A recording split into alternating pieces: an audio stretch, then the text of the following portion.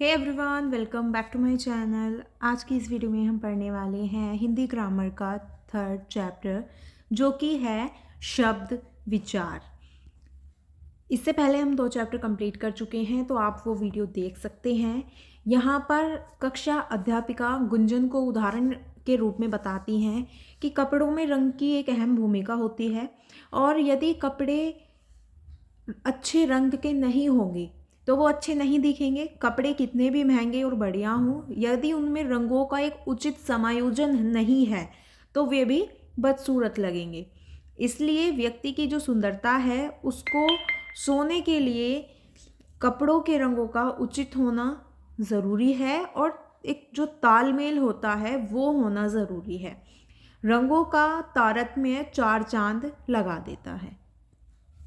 इसी प्रकार से जैसे कि कपड़ों में रंग जो हैं वो बहुत ज़्यादा ज़रूरी होते हैं, उसी प्रकार से भाषा में अर्थ या विचार का विशेष महत्व होता है। विचारों को व्यक्त करने के लिए हम शब्दों का प्रयोग करते हैं, और जो शब्द हैं वो छोटे छोटे वर्णों द्वारा बनते हैं। यदि हम कहें ज़मोन, तो क्या ये कोई शब्द है? नहीं, ये कोई शब्द नहीं है। लेकिन यदि हम इन्हीं को उल्टा सीधा कर दें अक्षरों को, तो ये एक अच्छा शब्द बन सकता है। शब्द में सम्मिलित सभी वर्गों का एक निश्चित स्थान होता है। निश्चित स्थान पर यदि हम वर्णों को लगा दें तो वो शब्द बन जाएंगे। यदि हम उपयुक्त शब्द में वर्णों का फेरबदल कर दें तो शब्द जो है वो भोजन बन जाएगा। ठीक है, भोजन बनता है, जो कि एक अर्थवान शब्द है, यानी कि उसका कोई मीनिंग है। शब्द क्या है? जब तक कोई भी आप कुछ भी बोल दें लेकिन उसका कोई अर्थ नहीं है, उसका कोई मतलब नहीं बनता है, उसका कोई अर्थ निकल कर नहीं आ रहा है, तो वो क्या है? वो शब्द नहीं है। जब तक किसी भी चीज़ का कोई अर्थ नहीं है, वो क्या है? शब्द नहीं है। निश्चित अर्थ को प्रकट करने वाले वर्ण समूह को ही शब्द कहा जाता है। ठीक है, ये शब्द की परिभाषा है। भाषा में हर एक शब्द का एक निश्चित अर्थ होता है, जिसका अर्थ हम शब्दकोश में देख सकते हैं, यानी कि डिक्शनरी में। ठीक है, क्या आप जानते हैं कि जब कोई शब्द व्याकरण के नियमों के अनुसार वाक्य में एक निश्चित स्थान पर प्रयुक्त होता है तो वह पद कहलाता है। जैसे ये सब अलग अलग शब्द हैं, पर जब हम इन सब शब्दों को अपने अपने निश्चित स्थान पर प्रयुक्त करेंगे तो ये शब्द एक सार्थक वाक्य बन जाएंगे।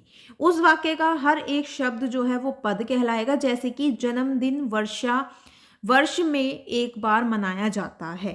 ठीक है, तो ये क्या है? एक, अगर हम इनको उल्टा सीधा कर दें कि एक बार जाता वर्ष में है जन्मदिन, तो ये कोई, इसका कोई, ये ना ही कोई शब्द है ना ही कोई वाक्य नहीं बनेगा, मतलब। ठीक है, इसका कोई अर्थ नहीं है। लेकिन अगर हम इन्हीं शब्दों को अच्छे ढंग से सही से लगाएंगे तो जन्मदिन वर्ष में एक बार मनाया जाता है, ये एक अर्थवान वाक्य आपका बन जाता है।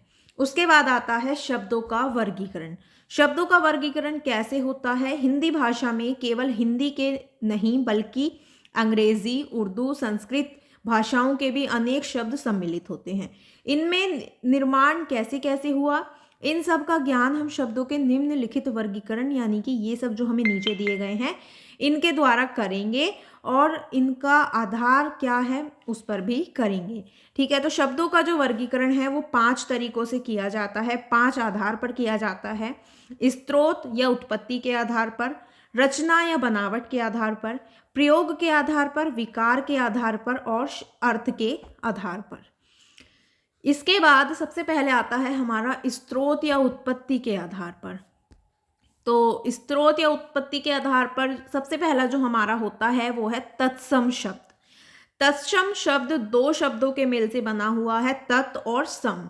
ठीक है, तत् प्लस सम 2 शब्द हैं, इनके मेल से बनता है तत्सम।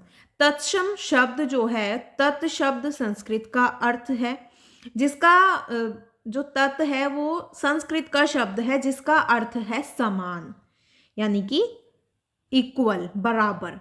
इस प्रकार से ये संस्कृत के वे शब्द हैं जो समानता के कारण हमें हिंदी में आ गए हैं और तत्सम शब्द कहलाते हैं। ठीक है, ग्राम, कमल, गो, भ्रमर, हृदय, पक्षी, कोष्ठ आदि, ये सब। उसके बाद आता है हमारा तद्भव शब्द। ठीक है, तद्भव शब्द का मतलब होता है उससे होना।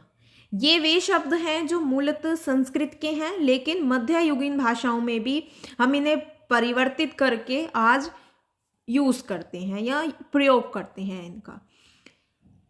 आज के हिंदी में भी ये प्रयुक्त होते हैं और तद्भव शब्द कहलाते हैं, जैसे कि गाय, भौरा, पंछी, बहू, दांत, भैंस, छाता आदि। उसके बाद आता है हमारा ये देशज शब्द। वे शब्द जो परिस्थितिवश क्षेत्रीय बोलियों के प्रभाव स्वरूप हिंदी भाषा में प्रयुक्त होने लगे हैं, वो सब देशज शब्द होते हैं, यानी कि परिस्थिति के अनुसार, क्षेत्र के अनुसार, बोली भाषा के अनुसार जो शब्द प्रयुक्त होते हैं। पगड़ी, लकड़ी, झुग्गी, दाल, रोटी, डिबिया, बेटी, पड़ोसी आदि। इसके बाद यहाँ पर हमें कुछ तत्सम और तद्भव शब्द दिए गए हैं, जैसे कि क्षेत्र, तद्भव क्या है? खेत। स्वर, सुर, हस्त, हाथ, तो यानी कि अलग अलग बोले जाते हैं। इसके बाद आता है हमारा विदेशी शब्द। विदेशी शब्द जो है वो जातियों के संपर्क में आने के कारण हिंदी भाषा में बहुत सारी विदेशी भाषाओं के जो शब्द हैं वो प्रयुक्त होने लगे हैं और इसीलिए ये विदेशी शब्द कहलाते हैं। ठीक है, जिसमें कि 6 तरह के अलग अलग शब्द होते हैं अलग अलग भाषाओं के।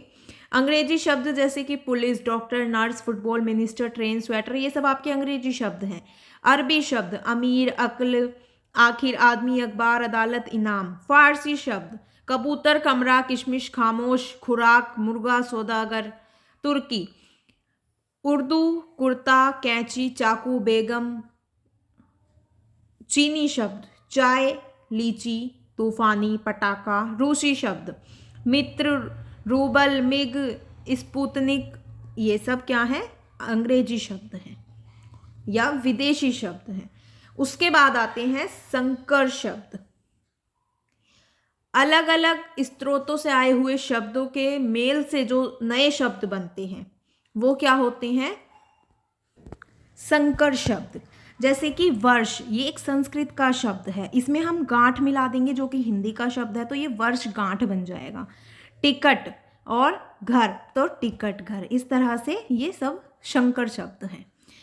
वीडियो पसंद आई तो वीडियो को लाइक, कमेंट, शेयर जरूर कीजिएगा। इसके आगे के पार्ट आते रहेंगे और वीडियो को लाइक कीजिए, कमेंट कीजिए, शेयर कीजिए और चैनल को सब्सक्राइब कीजिए।